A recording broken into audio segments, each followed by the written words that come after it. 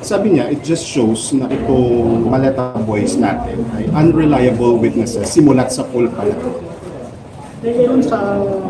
Doon sa apat siguro, pwede niyang masabi the night, may deadline niya eh. May text pa nga dito yung nag-aalok. Pwede ba namin makita ako? Kagaya ng pagpapakita mo sa amin dun sa text na may temptation. Ang deadline ko, makikita niyo dito yung deadline.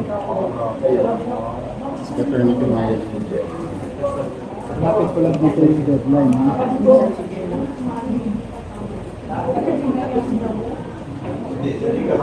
Ayan. Pwede ba namin? Pwede kayo share sa screen? Pakanya na lang po, Attorney. Ganun sa harap, Tony. Okay, pataas. Pataas po, Attorney, please. Pwede na kayo by 7 to 8 p.m. Okay, pataas. Pwede pa shoot. Ganun po.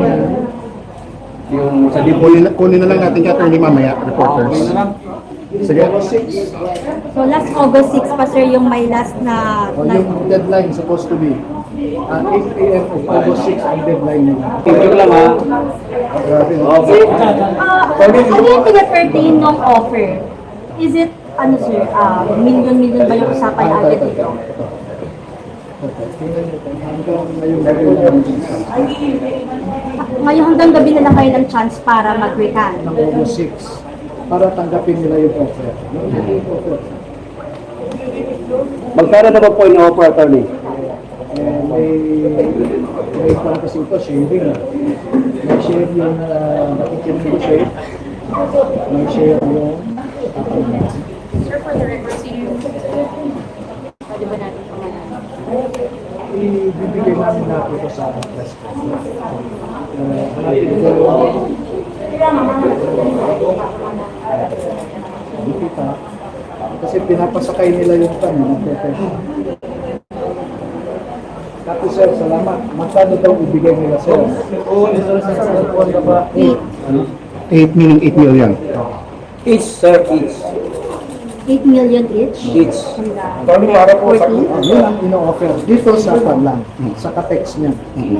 Attorney, pwede po ilagay sa dibdib po. Ganun yan po yung bandang dibdib po yung... Attorney yung pa-text niya, is it official? Is it Retired Yan. retired? Retired na military. Salamat po, Attorney. So yung AP para po ng contact dito, pag nag-usap tayo with the ombudsman, I would like to ask him about his pronouncement that those who are doing this may be liable for obstruction of justice. No? So kaya ipapakita ko itong mga text messages na ito. And later on, mag-affidavit din lahat ng mga sundalo na ito para makapag-build up ng case. Kasi connected ang buwan eh. May mga active sa PNP na connected. So pwedeng isakay doon yung kaso. So hindi pa siya kasama yung mga message na yan dun sa pre-set mo or binigay na sa ombudsman Hindi pa na mga kasama. messages?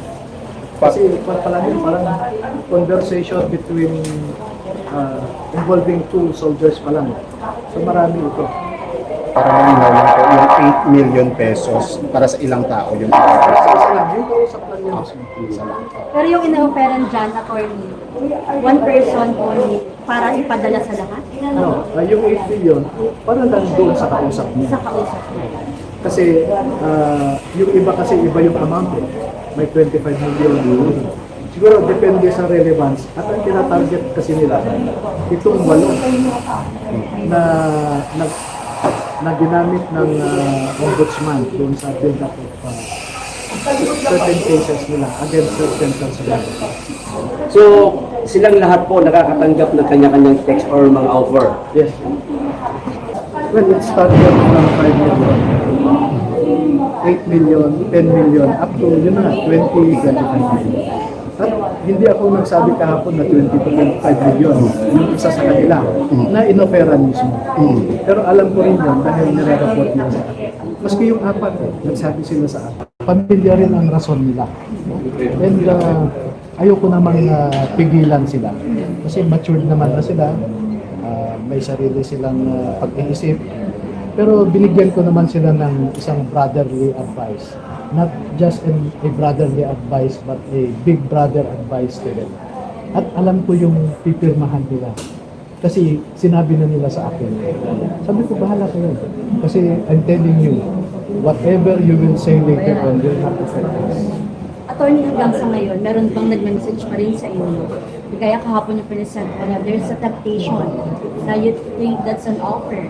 Until now, meron bang parang nagsasabi na, sorry attorney, na nagawa namin mag-recant, Hindi, bumaliktad. tapos na yung 4, pero yung naiwan na 14, walang ganun.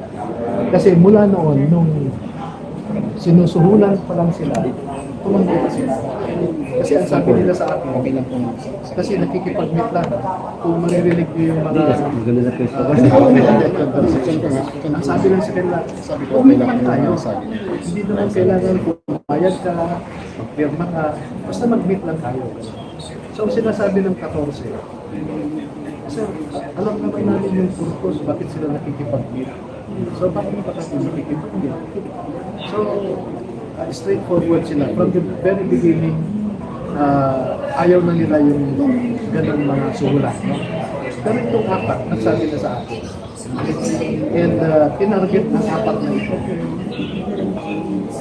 Dahil ang ginawa sa kanila, maraming mga mga nasa Intel community. I don't know their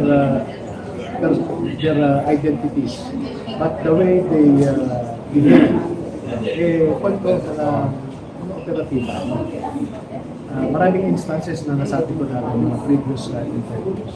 So merong pananakot, panunuho, at may intriga. So sinisiraan nila yung isang kasamahan nila. Sabi, si Johnny Butuanda ay secretly nabigyan ko ng 3 condominium units at saka 2 sasakyan. So yun ang kinikwento sa mga maharap sa kanila. Pero hindi naman naniniwala yung 4. Only that they have peculiar situation na kailangan na nila tanggapin mo inaano.